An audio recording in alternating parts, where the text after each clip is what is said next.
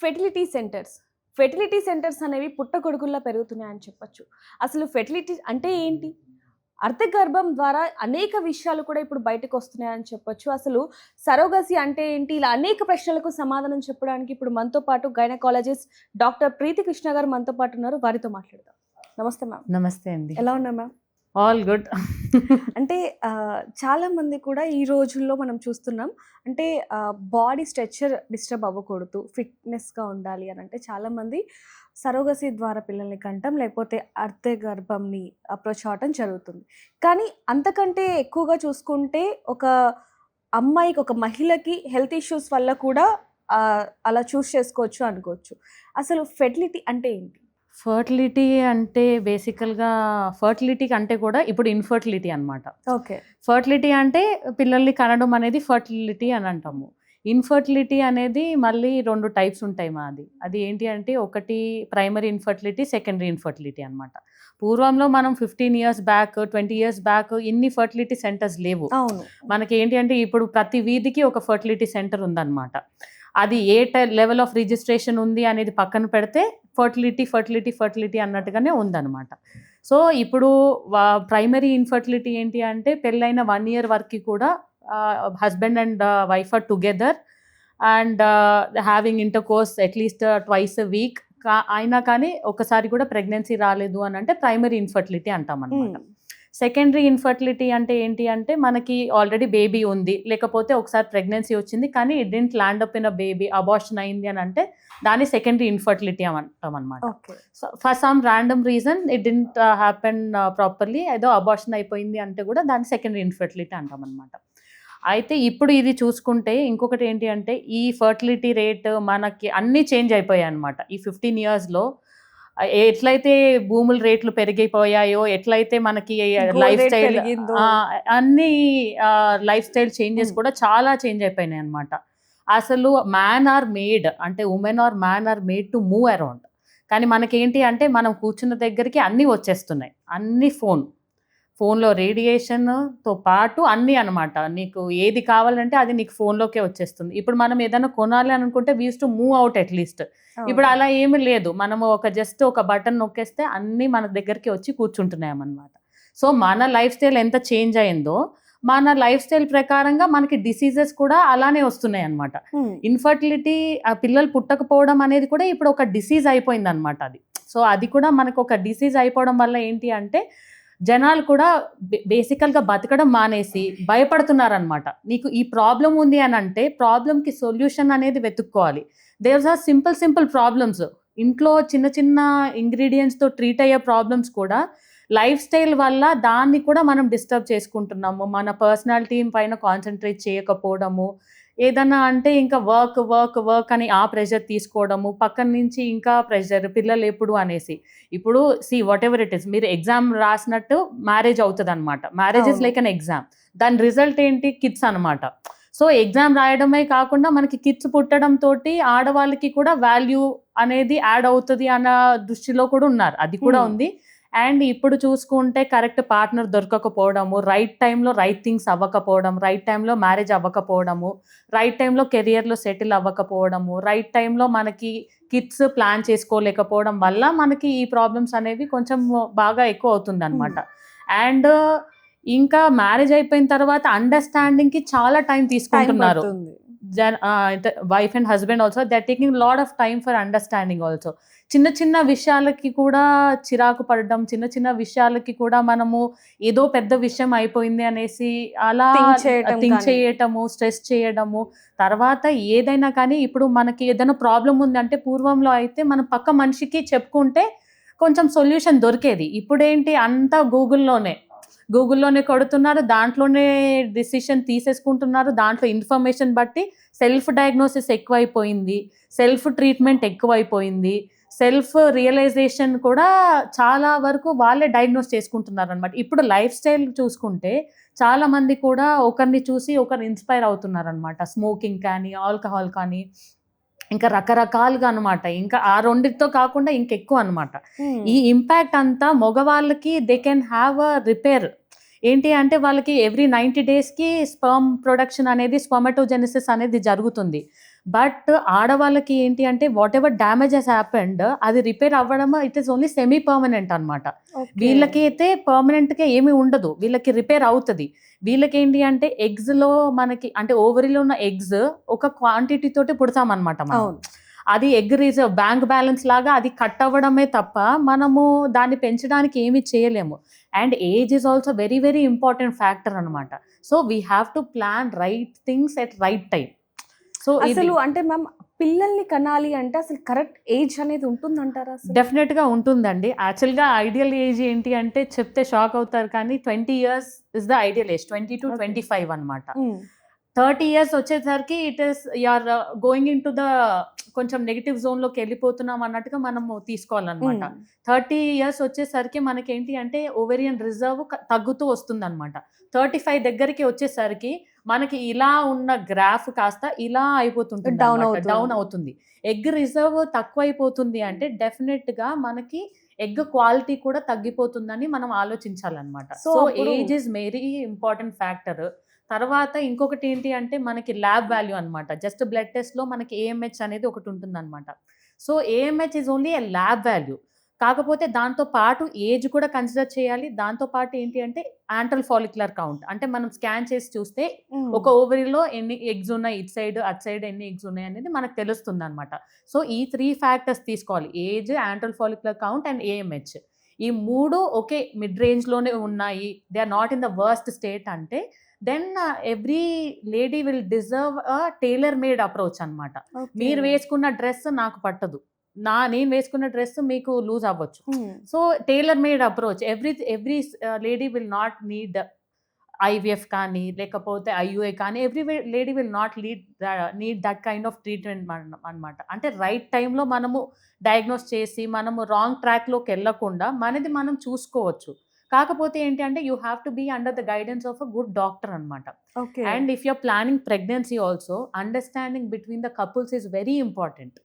ఎందుకంటే వాళ్ళెవరో చెప్పారని మనం పిల్లలు కనడం కాదు, వాళ్ళెవరో ప్రెషర్ పెడుతున్నారని మనం పిల్లలు కనడం కాదు. పిల్లలు కనడంతో పాటు వాళ్ళని పెంచడం ఎంత ఇంపార్టెంట్ అసలు. ఇప్పుడు ఈ జనరేషన్లో ఎన్ని డిసీజెస్, అసలు ఆటిజం అనేది ఎంత పెరిగిపోయింది. You have to be able to give them your time also. ఇప్పుడు ఏంటి అంటే పిల్లలు కూడా ఏంటి అంటే కనేసిన తర్వాత ఒక 6 monthsకి they are going back to their jobs అనమాట. అలాంటప్పుడు ఏంటి అంటే ఈ కిడ్స్ అందరినీ కూడా నానీస్ దగ్గర లేకపోతే వాళ్ళ పేరెంట్స్ దగ్గర లేకపోతే ప్లే స్కూల్లోనూ అలా వేసేస్తున్నారు అనమాట. సో ఆ మైండ్ వైరింగ్, బ్రెయిన్ వైరింగ్ అనేది అప్పటికే డెవలప్ అవ్వదు. వీళ్ళేంటి అంటే ఇది ఒక టైప్ ఆఫ్ లైఫ్ స్టైల్ అయిపోతుంది వాళ్ళకి. ఇంకా ఫోన్లోనే మాట్లాడడము, ఫోన్ లేకపోతే నైట్ టైంలో పడుకునేటప్పుడు కూడా ఇలా ఇలా ఇలా ఇలా స్క్రీన్. మనం ఇప్పుడు కొన్ని వీడియోస్ కూడా చూస్తున్నాము. సో యూ హ్యావ్ టు, అంటే ఉమెన్ కి కెరియర్ ఎంత ఇంపార్టెంట్తో ఫ్యామిలీ అనేది కూడా ఎంత important. So you have to plan your things at the right time. So you really have options. ఇప్పుడు ఒకవేళ మీకు 25 yearsకి కానీ పెళ్ళి అవ్వలేదు అంటే, 30 yearsకి కూడా అవ్వలేదు అంటే you have a option of egg freezing అనమాట. సో ఎగ్ ఫ్రీజింగ్ చేసుకుంటే మీరు మీ పార్ట్నర్ దొరికినప్పుడే you can plan your pregnancy also. So అలా ఉంది. ఇందాక మీరు చెప్పినట్టు మ్యామ్, అంటే వాళ్ళ కోసం పిల్లల్ని కనటం ఏమో కానీ ఫ్యామిలీ మెంబర్స్ ఎప్పుడు అంటున్నారు. ఇప్పుడు మనం చూస్తున్నాం కొన్ని వీడియోస్లో కూడా పెళ్ళైన నెక్స్ట్ మంత్ అండ్ సెకండ్ మంత్లోనే ఏం లేదా అని అడగటం. 6 monthsకి ఇంకా కన్సీవ్ అవ్వకపోతే ఏదో ఇష్యూ ఉండొచ్చు, డాక్టర్స్ కన్సల్ట్ అవ్వండి. ఎలా ఉండేది అంటే ఇటు ద హోల్ ఇన్ఫర్టిలిటీ బ్లేమ్ అనేది మొత్తము ఆడవాళ్ళ మీద వెళ్ళిపోయేది పూర్వంలో అయితే. ఇప్పుడు అలా ఏం లేదనమాట. 50% is from the male side, 50% is from the female side. And అలా చెప్పాలి అంటే 30 ఉంది, తర్వాత అన్ఎక్స్ప్లెయిన్ అన్నీ బాగున్నాయి, ఇద్దరికి అన్నీ బాగున్నాయి, అయినా కానీ పిల్లలు పుట్టకపోవడం కూడా ఒకటి ఉందన్నమాట. అన్ఎక్స్ప్లెయిన్ ఇన్ఫర్టిలిటీ అంటాం అనమాట. అది ఎలా అంటే వాళ్ళకి స్ట్రెస్ వల్లనో లేకపోతే ఇప్పుడు చూడండి రైట్ టైమ్ ఆఫ్ కన్సెప్షన్ అనేది ఒకటి ఉంటుందన్నమాట. అంటే వాళ్ళకి ఛాన్స్ ఆఫ్ ప్రెగ్నెన్సీ అనేది ఫర్టైల్ విండో అంటాం అనమాట. అంటే తన సైకిల్ ఒకవేళ 30 days ఉందనుకోండి, సో పీరియడ్ వచ్చిన 10th day నుంచి 28th day వరకు అట్లీస్ట్ ఒక ఆల్టర్నేట్ డే అన్నా లేకపోతే అట్లీస్ట్ ఈ 10 days గ్యాప్లో ఒక 4 times అన్నా if they have inter course that will result in pregnancy ఈ 1 year ఆఫ్ మ్యారేజ్ అయిపోయిన తర్వాత. ఇప్పుడు ఏంటి అంటే అన్ని వీకెండ్ అయిపోయినాయి అనమాట. The work is on the week side, అంటే మండే టు ఫ్రైడే వీక్ చేస్తున్నారు, తర్వాత Saturday and Sunday is for the family, Saturday and Sunday is for the inter course. అలా అయితే ఎలా కుదురుతుంది? అలా కుదరదు కదా. సో మండే అంటే టు అది ఫ్రైడే కూడా ఒక జాబ్ లాగా, ఒక టైమింగ్ లాగా జాబ్ లాగా అయిపోయింది. అయిపోయిందనమాట. సో ఇదేంటంటే ఆ 1 ఇయర్ ఆ టైంలో వాళ్ళు ఆ టైం ఫాలో అవ్వకపోవడము, 10థ్ డే నుంచి 20థ్ డే ఫాలో అవ్వకపోవడము, లేకపోతే అదే టైంలో హస్బెండ్ ఎక్కడికన్నా వెళ్ళాలేమో వర్క్ పరంగా, లేకపోతే వైఫ్ ఎక్కడికన్నా ఎళ్ళాలేమో. So they are not planning the things at right time అనమాట. ఎగ్ అనేది ఒక 48 అవర్స్ వరకే ఎలైవ్ ఉంటుందనమాట హ్మ్. రిలీజ్ హ్మ్. అయిన తర్వాత. అవును. మనకి పర్ మంత్ ఒకటే ఎగ్ రిలీజ్ అవుతది. ఆ 48 అవర్స్ విండో అనేది వెరీ ఇంపార్టెంట్. ఆ 48 అవర్స్ విండోని మనం మిస్ చేశాము అంటే, అదే రైట్ టైమ్‌లో మనకి సెమెన్ ఎళ్లి అక్కడ కూర్చోకపోతే, అది ఒకవేళ దాంట్లో ఏదైనా ప్రాబ్లమ్ ఉండి స్విమ్ చేసి అలా కలవకపోతే, మనకి డెఫినిట్‌గా ప్రెగ్నెన్సీ అనేది రాకపోవచ్చు. అవ్వకపోవడమే ఛాన్స్ ఉంటుందనమాట. హ్మ్. మ్యామ్ అసలు ఐవీఎఫ్ అంటే ఏంటి? ఇప్పుడు ఐవీఎఫ్ అంటే ఏంటి అంటే అండి, బేసికల్‌గా అందరికీ మనం ఐవీఎఫ్ చేయాల్సిన అవసరం లేదనమాట. హ్మ్. సో, ఐవీఎఫ్ అంటే ఏంటి అంటే పీరియడ్ వచ్చిన సెకండ్ డే నుంచి మనం ఎవరికి చేస్తామంటే బేసికల్‌గా చాలా సార్లు ఐయుఐ ట్రై చేశాము. 1 ఇయర్ వరకు కూడా నేచురల్‌గా ట్రై చేశారు. తర్వాత వాళ్ళ ఏఎంహెచ్ కౌంట్ తక్కువుంది. లేకపోతే ఓవేరియన్ రిజర్వ్ తక్కువుంది.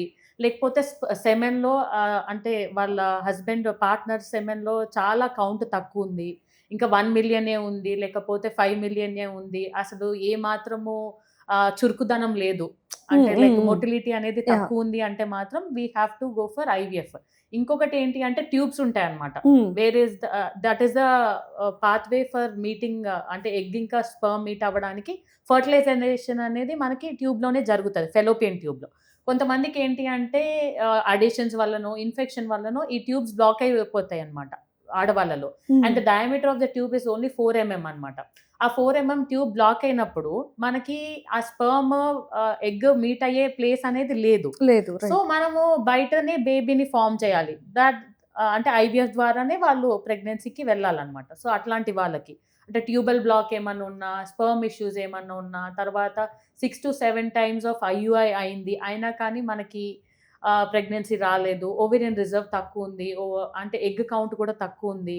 ఇంకా రకరకాల రీజన్స్ వల్ల వాళ్ళు they will B push to IVF అనమాట. ఫస్ట్ పేషెంట్ రాగానే మీకు ఖచ్చితంగా ఐవీఎఫ్ అనేసి కూడా ఏమి చెప్పడానికి ఉండదనమాట. సో, వాళ్ళ బాడీని బట్టి, వాళ్ళ హార్మోనల్ లెవెల్స్ బట్టి, వాళ్ళ పార్ట్నర్ యొక్క సెమెన్ అనాలిసిస్ బట్టి, సో, దాన్ని బట్టి like I said every size will not fit హ్మ్.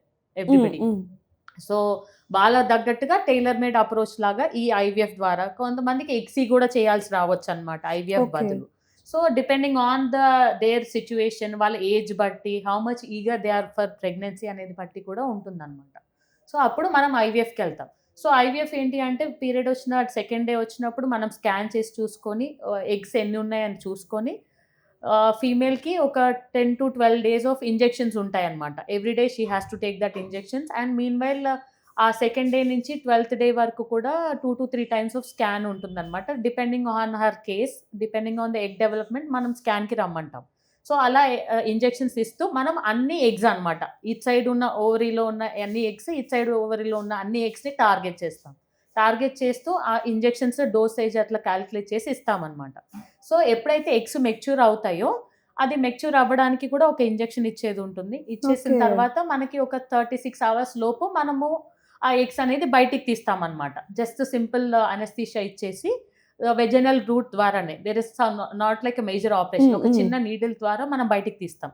బయటికి తీసేసిన తర్వాత అదే రోజు డిశ్చార్జ్ కూడా చేస్తామనమాట. That is a ovum pickup procedure అనమాట. It is very painless. There is nothing to worry about that. Okay. ఈ ఇంజెక్షన్స్ అనేవి మీరు ప్రతిరోజు డాక్టర్‌ని కలవాల్సిన అవసరం లేదు.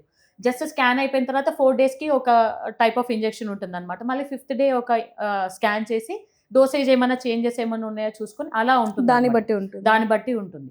తర్వాత ఎగ్ తీసిన తర్వాత భర్తది స్పెర్మ్ తీసుకొని, సెమెన్ అనాలిసిస్ తీసుకొని, తర్వాత దాన్ని ఐవీఎఫ్ ఆర్ ఇక్సీ ద్వారా చేసి మనం ఎగ్‌ని అంటే 2 కలపడం అన్నమాట. ఎగ్‌ని ఇంకా స్పెర్మ్‌ని కలిపేసి బేబీస్‌ని ఫార్మ్ చేస్తామన్నమాట. Day 3 baby or day 5 embryo అంటాము. Okay. So, day 3 embryo, day 5 ఎంబ్రియోని ఫార్మ్ చేసేసి అది ఫ్రీజ్ చేస్తామన్నమాట. In case if the uterus is okay, if the lady is okay అంటే హార్మోనల్‌గా అంతా బానే ఉంది. మనకి ఎక్సెసివ్ ఎగ్స్ ఏం రాలేదు అనుకుంటే సేమ్ సైకిల్‌లో గూడా మనం ట్రాన్స్‌ఫర్‌కి ఎళ్ళిపోవచ్చనమాట. Fresh embryo transfer అంటామనమాట.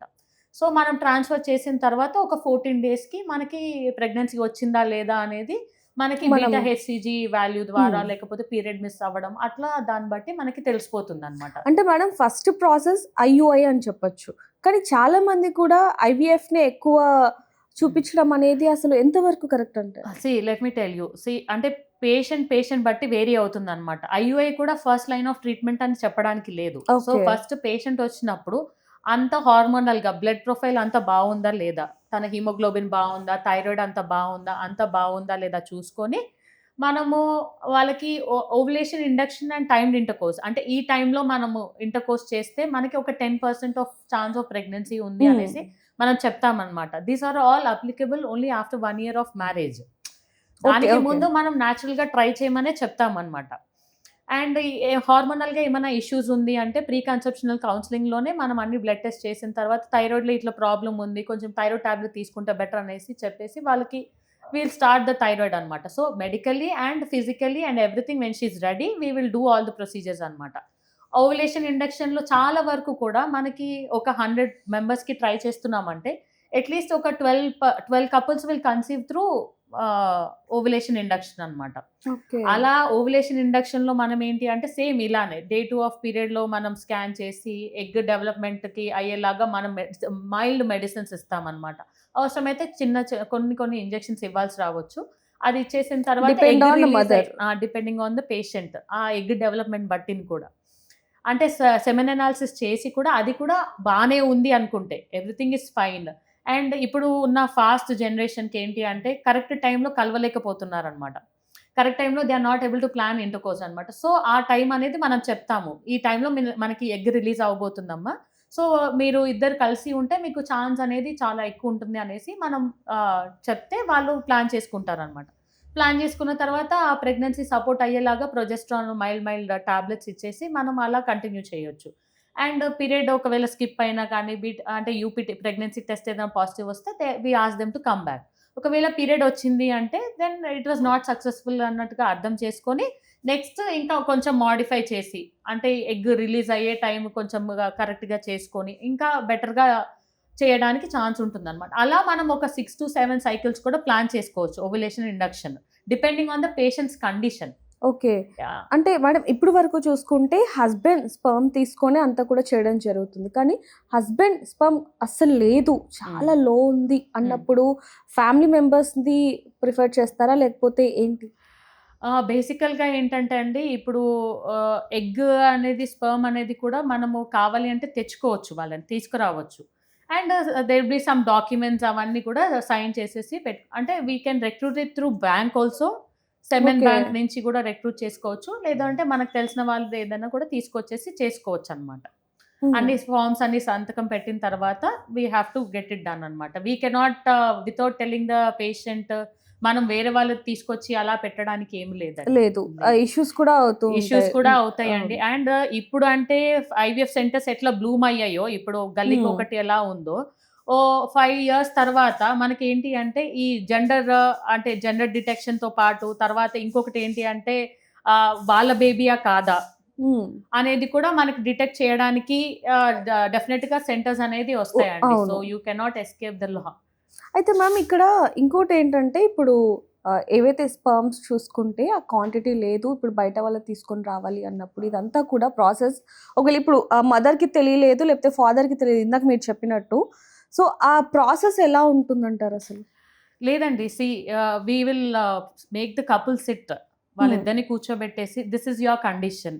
These are the options for you. మేమంతా ప్లాటర్ లాగానే పెడతాము. హ్మ్. వాళ్ళకి స్పెర్మ్ కౌంట్ అనేది లేదు అనుకుంటే కూడా ఎజోస్పెర్మియాలో కూడా మనకి స్పెర్మ్స్ దొరికే అవకాశం ఉంటుందన్నమాట. ఓకే. చిన్న టీసా ప్రొసీజర్ తోటి. ఆ ప్రొసీజర్ చేసిన తర్వాత కూడా మనకి స్పెర్మ్స్ దొరకలేదు అని అనుకుంటే, మనం వేరే వాళ్ళ స్పెర్మ్స్ వాడాల్సొస్తది అనేసి వాళ్ళకి క్లియర్‌గా చెప్పేస్తాము. చెప్పేస్తాం. We have to be very clear on that. Okay. ఒకవేళ మీకిష్టమైతే we will go for fertilization with the other sperms. లేదు మీకు మీ స్పెర్మ్సే కావాలి అని అనుకుంటే మాత్రం this is the procedure available. If you really want to go through that procedure we will get that procedure also done.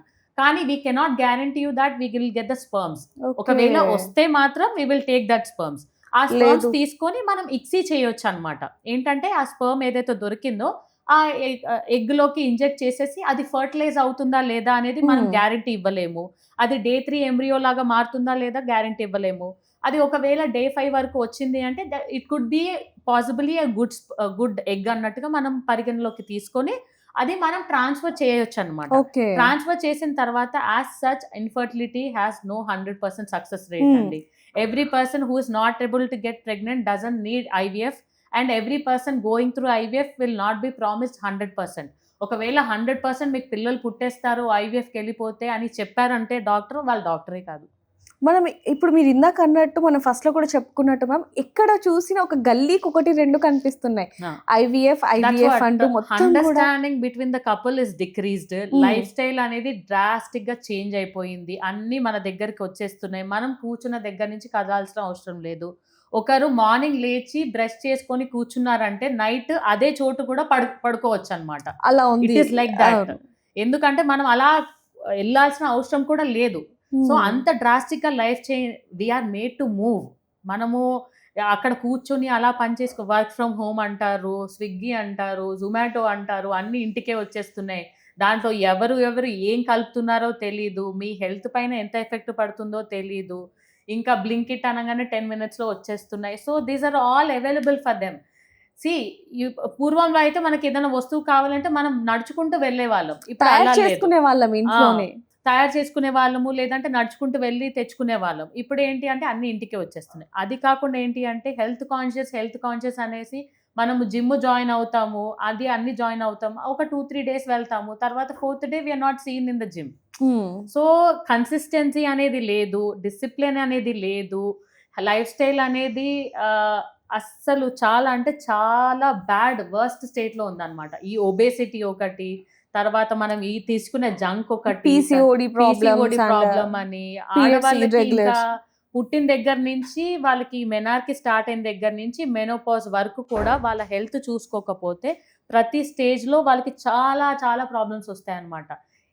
Menarche start అయిన తర్వాత కొంతమందికి డిలేడ్‌గా స్టార్ట్ అవుతది. కొంతమందికి ఎర్లీగా స్టార్ట్ అవుతుంది.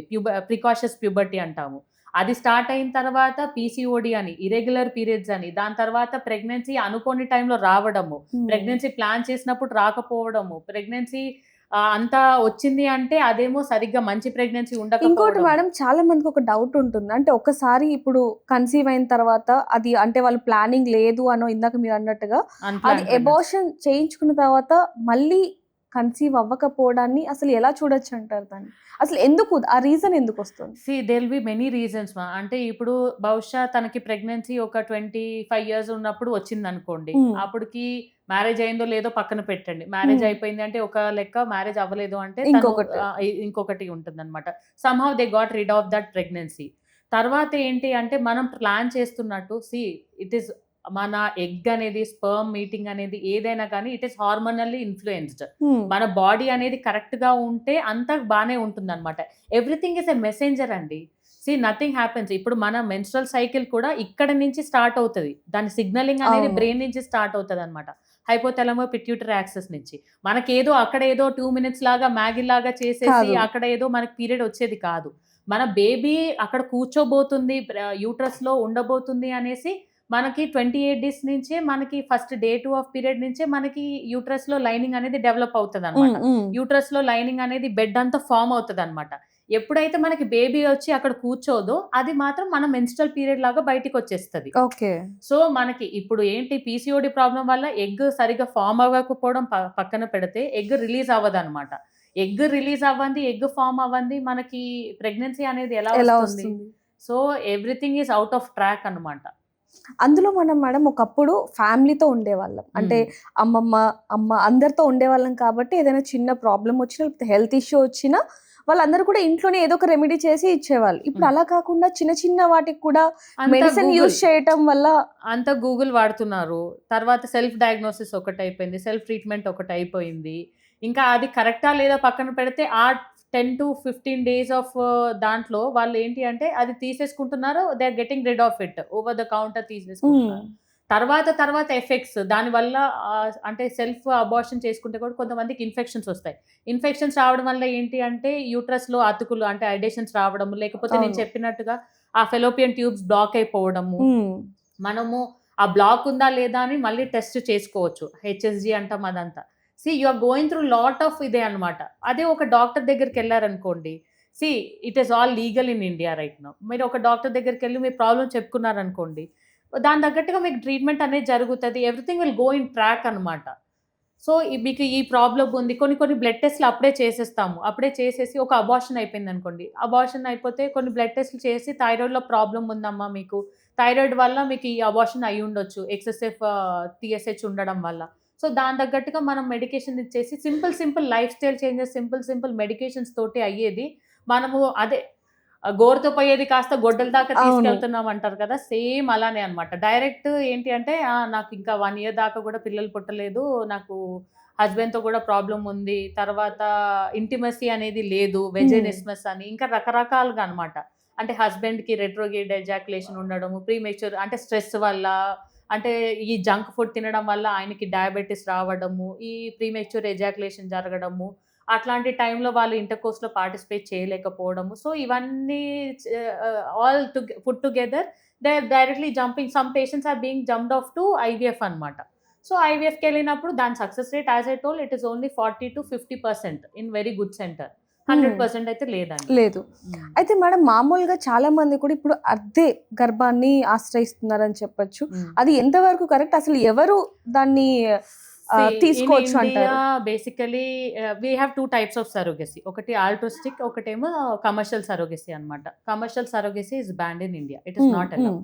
కమర్షియల్ ఏంటి అంటే లైక్ ఎవరన్నా మన బేబీని మోయడము, వాళ్ళకి మనం మనీ ఇవ్వడం. అవును. ఆల్ట్రిస్టిక్ ఏంటి అంటే they will bear the pregnancy but we have to not pay them in commercial terms అన్నట్టుగా ఉంది అనమాట. So only altruistic surrogacy is allowed in India అనమాట ఇప్పుడు ప్రస్తుతానికైతే. అయితే ఇప్పుడు ఏంటి అంటే బేసికల్గా ఆ ప్రెగ్నెన్సీ కూడా వాళ్ళ ఒక స్పర్మ్, హస్బెండ్ ఒక స్పర్మ్ అండ్ మదర్ యొక్క ఎగ్ తీసుకొని మనము బేబీని ఫామ్ చేసేసి తన యూట్రస్‌లో కాకుండా, అంటే తనకి యూట్రస్‌కి ఏదైనా ప్రాబ్లమ్ అయ్యి ఉండొచ్చు. లేకపోతే తనకి చాలా సార్లు ప్రెగ్నెన్సీ కోసం ట్రై చేసినా కానీ రాకపోవడము. తర్వాత ఏంటి అంటే ఆ uterus is not fit for the pregnancy అని. లేకపోతే ఇంకా అలా అంటే they have to be proven that they are infertile అన్నట్టుగా అంటే తను ట్రీట్ చేసే డాక్టర్ ఈ అమ్మాయికి ఈ ప్రాబ్లమ్ ఉంది. కొంతమందికి ఏంటంటే జెనెటిక్‌గా యూట్రైన్ అబ్నార్మాలిటీస్ ఉంటాయన్నమాట. ఓకే. సో, యూట్రైన్ అబ్నార్మాలిటీస్ మనం కరెక్ట్ చేయలేము కొన్ని. అంటే కొంతమంది ఏంటంటే హాఫ్ యూట్రస్, యూనికార్నేట్ యూట్రస్‌తో పుడతారు. కొంతమంది ఏంటి అంటే అసలు యూట్రస్ లేకుండానే పుడతారనమాట. కొంతమందికి ఏంటి అంటే వాళ్ళు ప్రెగ్నెన్సీ ప్లాన్ చేసుకునే టైం కల్లా వాళ్ళకి ఆల్రెడీ ఒక బేబీ ఉండి ఏంటి అంటే ఆ యూట్రస్ ఎక్సెసివ్ బ్లీడింగ్ వల్ల తీసేసి తీయడానికి ఛాన్సెస్ ఓకే. ఉంటదనమాట. సో, అట్లా రకరకాల రీజన్స్ వల్ల they have to be proven that they are infertile and they cannot carry the pregnancy. ఆ lady she cannot carry the pregnancy అన్నప్పుడు we can go for altruistic surrogacy. Altruistic అంటే ఏంటి అంటే మనకు తెలిసిన వాళ్ళు, మన బంధువులు.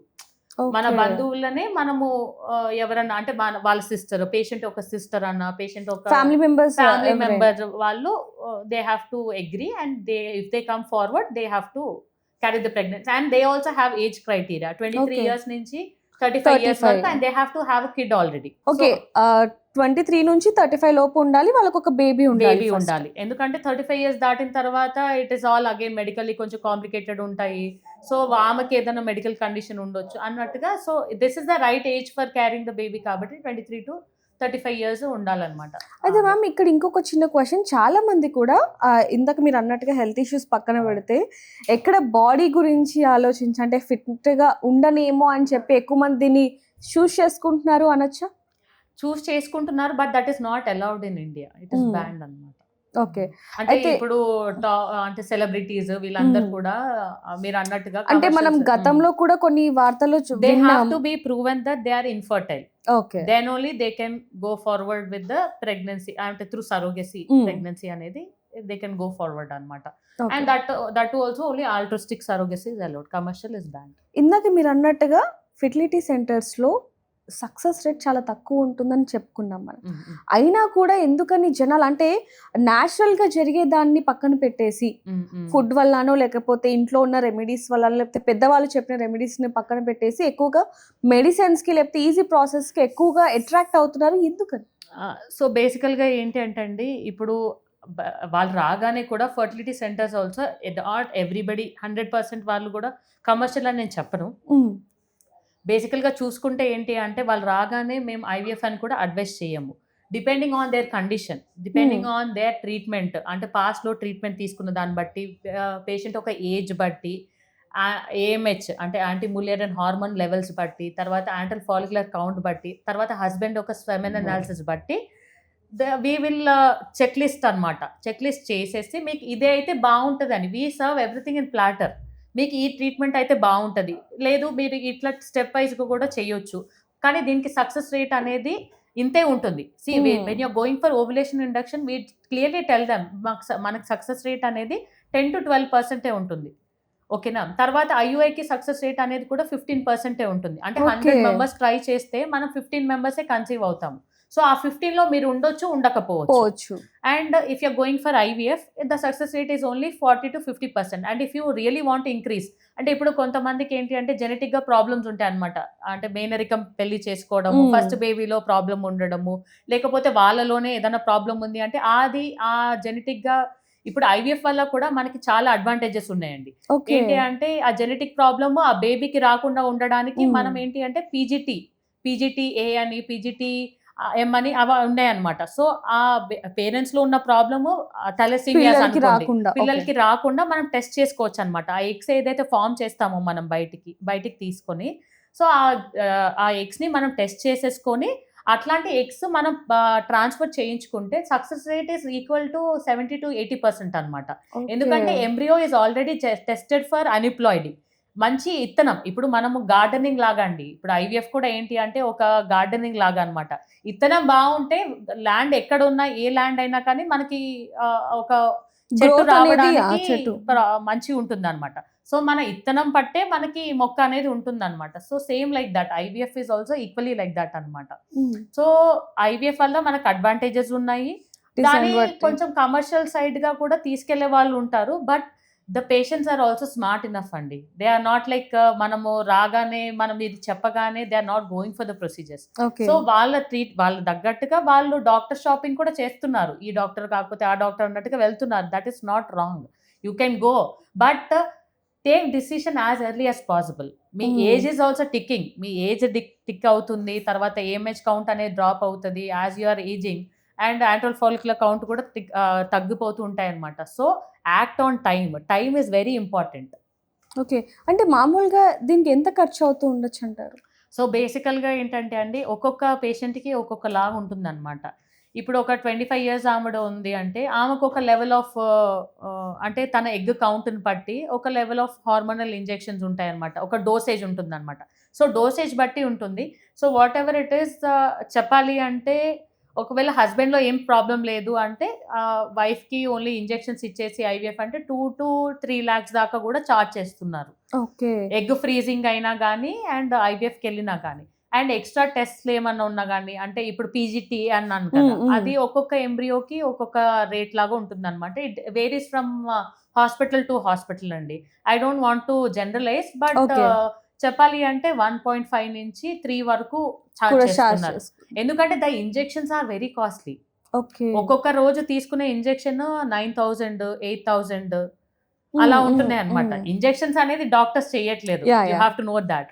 So they are coming from somewhere, some pharmaceutical company నుంచి వస్తున్నాయి. సో అలా 10 days ఇంజెక్షన్స్ అంటే you can really count. 10 days injections అంటే అక్కడే 1 lakh to 1.2 అయిపోతుంది. దాని తర్వాత మనం ఎగ్ తీసే ప్రొసీజర్ ఉంటుంది, దానికి అనస్థిషియా ఇచ్చేది ఉంటుంది.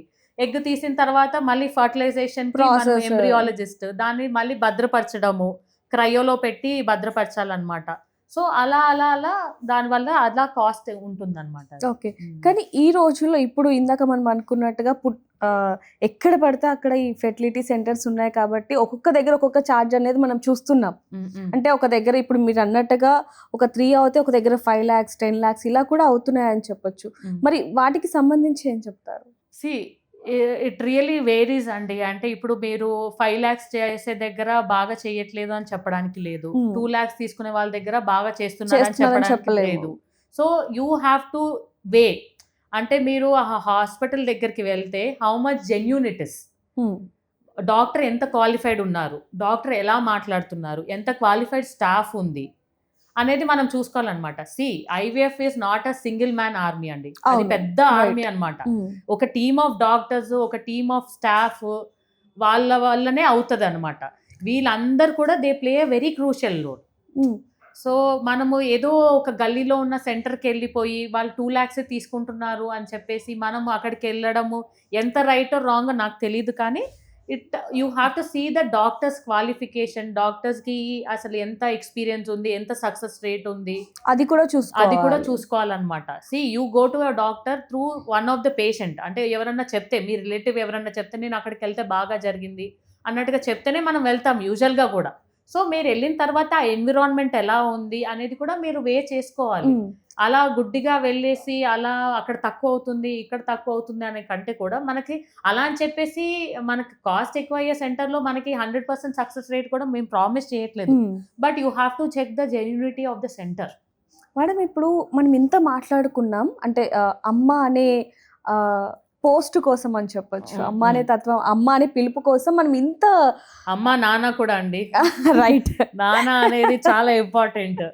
అమ్మ, నాన్న అనే అమ్మ పిలుపు కోసం వాళ్ళైనా మనం కొంచెం కాంప్రమైజ్ అయితారు. అంటే మీ ఎగ్ క్వాలిటీ బాలేదు, మనం వేరే వాళ్ళ ఎగ్ తీసుకోవాల్సి వస్తది అనంటే ఓకే అండి. నాకు జస్ట్ తల్లినవుతే చాలు అన్నట్టుగా వాళ్ళు అనుకుంటారు. కానీ ఫాదర్ ఆ అబ్బాయిలు చాలా హర్ట్ అవుతారు. ఈ విషయము మీకు వీర్యం కౌంట్ తక్కువుందండి, మనం వేరే వాళ్ళది పెడతాము అంటే దే కెనాట్ టాలరేట్. ఓకే. అంటే ఏంటి అంటే I don't say that it is ego problem or something like that. వాళ్ళు అది అంటే డైజెస్ట్ నా చేసుకోలేరు. నా పిల్లలు నా అయి ఉండాలి నా అనేది అనేది కొంచెం వాళ్ళు ఉంటుంది. ఇప్పుడు ఆ అమ్మ వాళ్ళు ఏంటి అంటే కొంచెము వాళ్ళు జాలి కోణంలా sacrifices, they are known for sacrifices. Right. Mother are known for sacrifices. Hmm. That is okay. నాది కాకపోయినా నా బాడీలో పెరుగుతది, నా బాబు, నా బేబీ అన్నట్టుగా. సో అలా చూసుకుంటే they are okay. But gents so అమ్మ, నాన్న అనే పిలుపు కోసం దే ఆర్ వెరీ మచ్. అయితే మేడం ఇక్కడ అమ్మ, నాన్న అనే పిలుపు కోసం ఇంత పెద్ద ప్రాసెస్ చేస్తున్నాం కదా! మరి హెల్తీ బేబీస్ ఖచ్చితంగా పుడతారు అనొచ్చా? డెఫినెట్‌గా అండి. అంటే ఇప్పుడు మనకి it is not only through the procedure అండి. అంటే మనము పెరిగిన ఎన్విరాన్మెంట్, మనం ప్రెగ్నెంట్‌గా ఉన్నప్పుడు మనము తీసుకున్న జాగ్రత్తలు, మనము విన్నది, చేసింది, చూసింది అన్నీ కూడా ఇంపాక్ట్ అవుతాయన్నమాట. అయితే మరి సరోగసీ ద్వారా పుట్టిన పిల్లలకి ఎలాంటి ఇష్యూస్ ఏమన్నా వచ్చే అవకాశం ఉంది అంటారా? వాళ్ళ స్పెర్మ్, వాళ్ళ ఎగ్ కాబట్టి డెఫినిట్‌గా నాట్ మచ్ అండి. అంటే 4 మంత్స్, అంటే 5th మంత్ నుంచి 9th మంత్ వరకు the baby will B hearing అన్నమాట. అవును. సో వీళ్ళకేంటి అంటే కాంటాక్ట్ ఉండదు. హ్మ్. కమర్షియల్ కమిషనింగ్ కపుల్‌కి, సరోగేట్‌కి కాంటాక్ట్ అనేది ఉండదన్నమాట. It is not allowed actually. So ఏంటి అంటే ఒకవేళ వాళ్ళ బంధువుల్లోనే ఉంది అంటే అది వేరే విషయము. అండ్ ఇంకోటి ఏంటి అంటే అట్లాంటప్పుడు పెద్ద ఇంపాక్ట్ అనేది ఉండదు. కాకపోతే ఏంటి అంటే వీళ్ళు కూడా కొంచెం వాళ్ళ మదర్‌ని మంచిగా చూసుకోమని చెప్పేసి డాక్టర్ దగ్గరికి రావడము. అంటే మాకు చెప్తుంటారు గదా! మదర్‌ని మంచిగా చూసుకోమని చెప్పండి, అది చేయొద్దని చెప్పండి, ఇది అవును. చేయొద్దని చెప్పండి అనేసి. సో అంటే అది కొంచెం ఇబ్బందికరమే. కాకపోతే ఆ 4 months should not matter when you are planning for pregnancy. అంటే అన్ని డోర్స్ క్లోజ్ అయిపోయి ఉన్నాయండి మనకి. సో అదొక్క ఆ డోర్ డోర్ ఉంది ఒక్కటే కాబట్టి ఓపెన్ ఉంది. ఇంకా ఆ డోర్ కూడా మనము అది పెట్టుకున్నామంటే మనసులో యూ కెనాట్ డైజెస్ట్ ఇట్ అన్నమాట. మనకి ఓకే. అన్ని డోర్స్ క్లోజ్ అయిపోయిన తర్వాతనే we have gone for that procedure ఆ గదా! ఒక్క వే ఉంది కాబట్టి దాన్ని కూడా మనం ఇంకా తీసుకోవాల్సిందే తీసుకోవాలి. యూ హావ్ టు ఖచ్చితంగా. యాక్సెప్ట్ సమ్ థింగ్స్ అన్నమాట. యాక్సెప్ట్ చేయకపోతే ఇంకా దాని వల్ల మనం ఏమైనా అవుతదేమో అని భయపడితే కొంచెం కష్టం అవుతుంది. నిజంగా అమ్మ, నాన్న అనే పిలుపు కోసం ఇంత పెద్ద ప్రాసెస్ అంటే మీరు ఎన్నో ఏళ్ల నుంచి చేస్తున్నారు. సో మీ దగ్గరకొచ్చిన ఏదైనా డిఫరెంట్ కేస్ ఏమైనా ఉందా? సో బేసికల్‌గా ఏంటంటే అండి, ఒక లేడీ వచ్చిందనమాట. షీ హాడ్ ఆల్రెడీ, అంటే వాళ్ళది మేనరికం మ్యారేజ్ అనమాట. So husband and wife they are related, అంటే మేనమామ అవుతాడు. సో మేనరికం పెళ్లయ్యేసరికి ఆమెకి 5 అబార్షన్స్ అయ్యాయి. 5 అబార్షన్స్ ఏంటి అంటే genetically the baby is abnormal అనమాట always. Okay. And it will be detected only in the 5th month. Okay. నేచురల్‌గానే ప్రెగ్నెన్సీ వస్తుంది. ప్రెగ్నెన్సీ బానే జరుగుతుంది. కానీ 5th మంత్ టీఫా స్కాన్ చేసినప్పుడల్లా ఆ బేబీకి ప్రాబ్లమ్ ఉంది. ఆ బేబీకి ఏంటి అంటే షార్ట్ లింబ్స్ ఉండడము, షార్ట్ లెగ్స్ ఉండడము, ఇంకా రకరకాల జెనెటిక్ సిండ్రోమ్స్ ఉంటాయన్నమాట. సో అట్లాంటి ప్రాబ్లమ్ ఉంది అని తెలిసినప్పుడు అది టర్మినేట్ చేయించుకోవడం. అలా 5 అబార్షన్స్ అయ్యాయండి. సో ఆ 5 అబార్షన్స్ అయిపోయిన తర్వాత ఇంకోసారి ప్రెగ్నెన్సీ అంటే ఆ అమ్మాయికి భయం. హ్మ్. మళ్ళీ మళ్ళీ ఎలా ఆ బేబీ అబ్నార్మల్ ఉంటదేమో అనేసి భయం అనమాట. భయం అది కాదు. She is very much sure that the baby will not be good అని. అండ్ ఇంకోటి ఏంటి అంటే తను ప్రెగ్నెన్సీ కావాలి అని తనకుంది. అంటే ఈ పిలుపు కోసం, అమ్మ హ్మ్. అండ్ నాన్న పిలుపు కోసం. ఇంకోటి ఏంటి అంటే అదే హస్బెండ్ తోటి అవుతే మనకి ప్రాబ్లం అనేసి. అలాంటప్పుడు ఇంకా హస్బెండ్ ఏంటి అంటే నా స్పెర్మ్ తోటే అవ్వాలి అనేసి అట్లాంటప్పుడు మనం IVF choose చేసుకోవచ్చనమాట.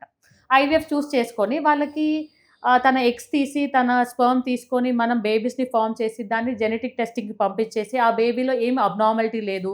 It is a euploid embryo and it is not having any genetic disorders అన్నట్టుగా అంటే అది మనం ట్రాన్స్‌ఫర్‌కి ఎళ్తే you will have a good progress and you will have a nice pregnancy and the baby will be normal అనమాట. Okay. ఇట్లాంటి వాళ్ళు ఏంటి అంటే కొంతమంది మేనరికం పెళ్లి ఒకటి. ఇంట్లో వాళ్ళకి చాలా మందికి దే ఆర్ ఇంటర్ కనెక్టెడ్ గదా! సో, వైఫ్ ఏంటి అంటే వచ్చేసి మా హస్బెండ్‌కి తెలియకుండా ఆయన స్పెర్మ్ తీసుకోండి. కానీ ఆయనది కాకుండా వేరే వాళ్ళది పెట్టి చేయండి అని అంటే, లేదమ్మా that is out of question. మేము అలా చేయడానికి కుదరదు. ఇప్పుడు చాలా మంది డబ్బుకి ఆశపడో లేకపోతే ఇంకేదో ఇప్పుడు మనం నిన్న కూడా ఒక కేసు కూడా మనం చూడడం జరిగింది. సో డబ్బుకి ఆశపడి ఈ విధంగా చేస్తే ఖచ్చితంగా ఎప్పటికైనా చట్టానికి దొరకాల్సిందే అని చెప్పొచ్చు. You are punishable under law. Law is law. You cannot regret that. అంటే మనం దాన్ని దాటుకుంటూ ఎళ్లి దానికి ఛాలెంజింగ్‌గా చేసేసి మనం ఎవరికీ ఏమి ప్రూవ్ చేయాల్సిన అవసరం లేదు. Make the couple SIT. వాళ్ళకి ఓకే అనుకుంటే చెయ్యండి. లేదు అంటే మాత్రం okay. Don't ask them not to come to your clinic also. ఎందుకో అవసరం లేదు మనకి. మనం ఎవరి కోసమో రిస్క్ తీసుకోవాల్సినంత అవసరం లేదు. See these are the options open for you. IUI ద్వారా ఎళ్ళాలి అంటే మీకు ఒక 30,000లో అవుతుంది. వేరే వాళ్ళ స్పెర్మ్ పెడతాము. If it is okay for your husband and you. Okay. లేదు అంటే you have to go through this IVF procedure and the baby will అంటే ఎంబ్రియో అనేది టెస్ట్ చేస్తాము. Once it is certified that the baby is okay and it is not having any genetic problem, that will be transferred and if it continues as pregnancy, that is well and good. Okay.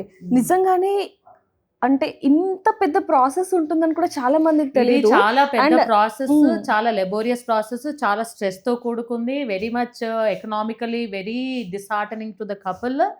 అవన్నీ కాకుండా మనం life style changes చేసుకొని, మనం ముందు జాగ్రత్తగానే ఉండి, planning అనేది కరెక్ట్‌గా జరగాలి. అది ప్రెగ్నెన్సీ అయినా, పెళ్లి అయినా, ఏదైనా కానీ. కెరియర్ అంటే మనము కొంచెం లేటర్ ఆన్ అయినా ప్లాన్ చేసుకోవచ్చు. You can put that aside. But as you are putting your pregnancy aside మనకి బయోలాజికల్ ఏజ్ అనేది టిక్ అయిపోతుంది. ఏఎంహెచ్ డ్రాప్ అయిపోతుంది. యాంటర్ ఫాలిక్యులర్ కౌంట్ డ్రాప్ అయిపోతుంది. దీనివల్ల మన లైఫ్ స్టైల్‌లో కూడా కొంచెం హ్యాంపర్ అవుతాయి. See, you are married and if you go to some other place, the environment may not suit you and the food may not suit you. లేకపోతే మీరు weight gain అవ్వడము, పెళ్లి అయ్యేంత వరకు స్మార్ట్‌గా ఉండాలి అన్నట్టుగా అనుకుంటారు. దాని తర్వాత లావు అయిపోయినా పర్వాలేదు అనేసి అనుకుంటారు. ఇంకా విచ్చలవిడిగా తాగడము, స్మోక్ చేయడము, ఇవన్నీ అసలు వీకెండ్‌కి ప్లాన్ చేసుకోవడం కిడ్స్‌కి, that is all very wrong అండి. మీరు ప్లాన్ చేసినప్పుడు అవ్వేది కాదు అది. అది సైన్స్ తర్వాత ఇంకా ఏంటి అంటే హార్మోనల్లీ ఇన్‌ఫ్లూయెన్స్ ఉంటుందనమాట. Nothing is like thought. అంటే మనము ఈ టైంకి ప్లాన్ చేసుకుంటేనే అయిపోతది అన్నట్టుగా లేనే లేదు. Try till you are best. చాలా విషయాలు మాతో షేర్ చేసుకున్నారు. Thank you ma'am. Thank you so much. Thank you for inviting me.